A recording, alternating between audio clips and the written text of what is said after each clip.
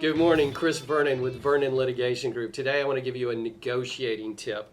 A lot of stuff you see on TV where these lawyer shows is a bunch of garbage. And I think even some young lawyers and a lot of clients and even some judges I think are influenced by this stuff.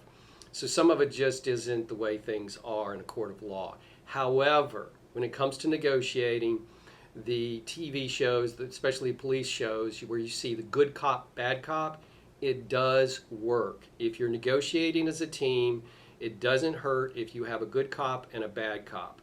I would urge you though, when you do it, two things. Make sure you're not having somebody play the bad cop if they don't have that type of personality, or play the good cop if they don't have that type of personality. It's got to be genuine. It's got to be organic.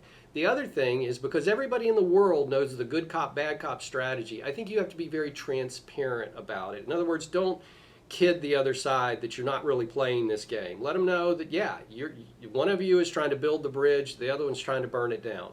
And that's the reality of what they're dealing with the other side. And then try to use that to your advantage.